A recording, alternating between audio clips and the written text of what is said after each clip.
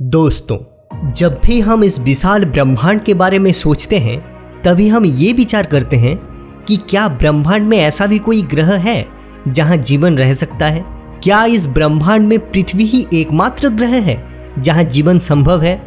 वैज्ञानिकों के लिए ये हमेशा से ही खोज की एक बड़ी वजह रही है और वर्तमान में एडवांस टेक्नोलॉजी से की गई खोजों से पता चला है कि ब्रह्मांड में ऐसे कई सारे ग्रह मौजूद हैं जहां पर जीवन रहा होगा या जहां भविष्य में जीवन पनपने की संभावना है।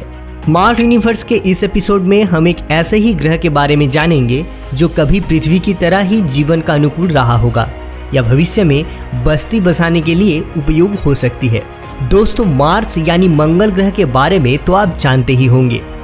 मार्स जो आकार में पृथ्वी से आधा है, फिर भी ये पृथ्वी के समान ही कुछ समानताएं प्रदर्शित करता है, जिसकी वजह से वैज्ञानिकों को मंगल ग्रह के बारे में उत्सुकता बनी रहती है। कुछ ऐसे फैक्टर्स मिले जो वहां पर जीवन की होने की संभावनाएं प्रदर्शित करता है। ये विचार काफी रोचक लगती है कि मंगल ग्रह पर जीवन मौजूद है और इसी कारण बीते कुछ सालों में वैज्ञानिकों के द्वारा इस ग्रह के बारे में जानकारी प्राप्त करने की सबसे अधिक कोशिश की गई। कई हजार सालों से मार्स की धरती सूखी और बेजान पड़ी है। कुछ वैज्ञानिकों का मानना है कि अतीत में कभी इसकी धरती पर पानी बहता था। इसकी सतह पर बनी नदी और डेल्टाओं के निशान ये जाहिर करता है कि मार्स की धरती पर भी कभी पानी था और यहाँ भी कभी जिंदगी ने सांस ली होंगी। लेकिन यहाँ पर रहने वाली जीव आखिर कैसे होंगे? क्या वो हमारी तरह विकसित सभ्यताएं रही होंगी या फिर पानी में रहने वाले बस कुछ छोटे और साधारण प्राणी होंगे?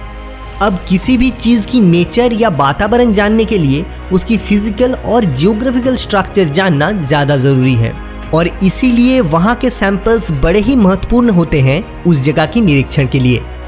स्पेस एज की शुरू से ही मार्स अगली मंजिल रही है, लेकिन साल 2000 आते आते हम पिछड़ने लगे। उस दौरान भेजे गए 3 में से 2 मिशन फेल हो गए थे। एक के बाद एक डिजास्टर होते ही जा रहे थे। अब नासा के वैज्ञानिकों के सर पर यह ख्याल सवार हो गया और उन्होंने ठान लिया कि वो लोग ये साबित करके ही रहेंगे कि वो ये कर सकते हैं। इसके बाद ही उन लोगों ने क्यूरियोसिटी और अपॉर्चुनिटी नाम के 2 रोवर का सफल परीक्षण किया। 90 दिन का प्लान्ड मिशन था, लेकिन बहुत दिनों तक इन दोनों रोवर से हमारे संपर्क बने रहे और हमें काफ़ी सारी जानकारी मिली। पर ये रोवर इतनी एडवांस नहीं है और इसकी वजह से अगर इंसानों को मंगल ग्रह के बारे में अच्छे से जानना है और मंगल ग्रह पर सच में मानव बस्ती बसानी है तो उन्हें मंगल ग्रह के करीब से अध्ययन करना होगा, ताकि हम ये जान सके कि मंगल ग्रह के सरफेस में किस तरह के ऑर्गेनिक मॉलिक्यूल्स और पार्टिकल्स मौजूद है और क्या इनमें किसी तरह की फसल उगाई जा सकती है या नहीं।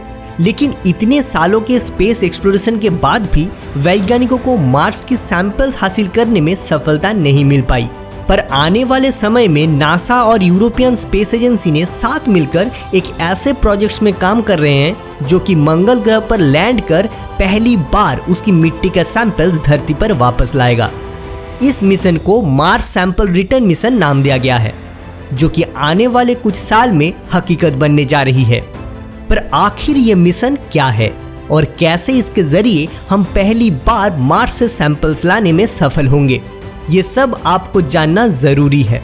देखिए दोस्तों, स्पेस एक्सप्लोरेशन बहुत सारे स्टेप्स में कंप्लीट किया जाता है, यानी एक बड़े मिशन का काफी सारे पहलू होते हैं। इसके पहले स्टेप में फ्लाई बाय मिशन को अंजाम दिया जाता है। इस फ्लाई बाय मिशन के अंतर्गत स्पेसक्राफ्ट किसी ग्रह या स्पेस बॉडी के काफी करीब होकर गुजरती है, जिस दौरान वो स्पेसक्राफ्ट उस स्पेस बॉडी की तस्वीरें और डेटा इकट्ठा करते हैं और इससे वैज्ञानिकों को काफी कुछ जानने को मिलता है। जिसके बाद आता है दूसरा स्टेप। इस स्टेज में हम उस स्पेस बॉडी में एक ऑर्बिटर स्पेसक्राफ्ट भेजते हैं, जो कि उस स्पेस बॉडी के ऑर्बिट में रहकर कई सालों तक उसके एटमॉस्फेयर और सरफेस का अध्ययन करता है। जैसे कि शनि ग्रह पर भेजे गया कैसिनी स्पेसक्राफ्ट करीब 13 सालों तक उसके ऑर्बिट में रहा, जिस दौरान उसने उस ग्रह की कई तस्वीरें ली और उसके रिंग्स और मून्स का काफी करीबी से अध्ययन किया था। ठीक इसी तरह जूनो मिशन में जुपिटर के ऑर्बिट में रखकर उसकी सरफेस, कॉम्पोजिशन, ग्रेविटी और मैग्नेटिक फील्ड का करीबी से अध्ययन कर रहा है। इसके बाद आता है तीसरे स्टेज। इस स्टेज में हम उस स्पेस बॉडी पर लैंडर या रोवर भेजते हैं। उदाहरण के लिए नासा ने मंगल ग्रह पर स्पिरिट, क्यूरियोसिटी और अपॉर्चुनिटी जैसे रोवर भेजे थे। इन रोवर्स ने न केवल मंगल ग्रह की कई सारे तस्वीरें ली, बल्कि साथ ही उसके सरफेस और रॉक सैंपल्स का भी अध्ययन किया, जिसमें उन्होंने ऑर्गेनिक मॉलिक्यूल्स और प्री हिस्टोरिक वाटर्स के कई सारे सबूत ढूंढे। वहीं 2005 में यूरोपियन स्पेस एजेंसी का वेजल्स प्रो सफलतापूर्वक शनि ग्रह के मून टाइटन्स पर लैंड किया। टाइटन्स के सरफेस पर लैंड होने के करीब 2 घंटे तक ये प्रॉप काम करता रहा, जिस दौरान इसने इसके एटमॉस्फेयर, हाइड्रोकार्बन लेक्स और सरफेस के बारे में कई महत्वपूर्ण जानकारियां वैज्ञानिकों को भेजी। इसके बाद आता है चौथा स्टेज। इस स्टेज में सैंपल रिटर्न मिशन को अंजाम दिया जाता है। अभी तक के स्पेस एक्सप्लोरेशन के इतिहास में केवल कुछ सैंपल रिटर्न मिशन को ही अंजाम दिया गया है। अगर हम नासा के अपोलो मिशन को छोड़ दे तो किसी दूसरे सोलर बॉडी के सैंपल्स को धरती पर लाने वाला पहला मिशन सोवियत यूनियन का लूनर मिशन था। इसीलिए मार्स को और करीबी से जानने के लिए 2020 में नासा एक मार्स सैंपल रिटर्न मिशन की तैयारी कर चुकी है, जिसका पहला चरण में मार्स 2020 रोवर, जो कुछ हद तक क्यूरियोसिटी रोवर जैसा ही होगा, वो मंगल ग्रह पर कुछ अलग अलग साइट से मौजूद सॉइल्स और रॉक सैंपल्स को कलेक्ट करेगा, जो कि इसे कुछ अलग अलग और विशेष कैप्सूल में स्टोर करेगा और उसे मंगल ग्रह के सरफेस पर छोड़ देगा। जिसके बाद इसके दूसरे चरण में ईएसए यानी यूरोपियन स्पेस एजेंसी का 100 मार्स रोवर मिशन, जो कि एक लाइट वेट व्हीकल होगा, वो कई महीनों तक मार्स 2020 रोवर द्वारा कैप्चर किए गए सैंपल्स कैप्सूल्स को इकट्ठा करेगा, जिसके बाद वो सबसे ज्यादा साइंटिफिकली इंटरेस्टिंग सैंपल्स कैप्सूल को चुनेगा। जिसके बाद इसके तीसरे चरण में 100 मार्स रोवर सैंपल्स कैप्सूल को मार्स सैंपल रिट्राइवल लैंडर तक ले जाएगा। ये यूरोपियन स्पेस एजेंसी का एक लैंडर होगा, जिसमें एक सॉलिड मोटर रॉकेट मौजूद होगा।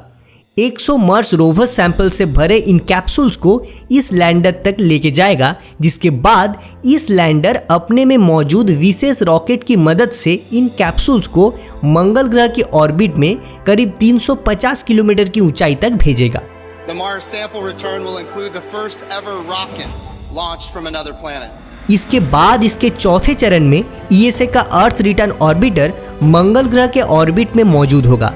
ये ऑर्बिटर इन सैंपल कैप्सूल को कलेक्ट करेगा और अपने विशेष सोलर इंजन आयन इंजन की मदद से धरती तक का एक बेहद ही लंबा सफर तय करेगा। एक बार धरती के ऑर्बिट में पहुंचने के बाद अर्थ रिटर्न ऑर्बिटर इस मार्स सैंपल से भरे हुए कैप्सूल्स को एक विशेष कंटेनर में भरकर धरती पर भेजेगा। उम्मीद है कि साल 2030 तक इस सैंपल से भरी कंटेनर धरती पर लैंड कर सकता है और तब जाकर पहली बार धरती पर मौजूद वैज्ञानिकों को मंगल ग्रह के करीब 500 ग्राम सैंपल्स का अध्ययन करने का मौका मिलेगा, जिसका अध्ययन हमें मंगल ग्रह के बारे में काफी कुछ जानकारी दे सकता है। इससे प्रस्तावित मंगल ग्रह पर मानव मिशनों और मंगल ग्रह पर मानव बस्तियां बसाने के लिए बहुत सारी जानकारी मिलेगी। उम्मीद है इस मिशन को 2026 में लॉन्च किया जा सकता है। आपका इस मंगल ग्रह पर मानव बस्ती के बारे में क्या सोचना है, हमें कमेंट करके जरूर बताइए। अगर ये वीडियो पसंद आया तो लाइक करके अपने दोस्तों के साथ जरूर शेयर करें। मिलते हैं ऐसे ही कुछ इंटरेस्टिंग फैक्ट्स लेकर अगले वीडियो में। तब तक के लिए खुश रहिए, स्वस्थ रहिए और जुड़े रहिए हमारे साथ।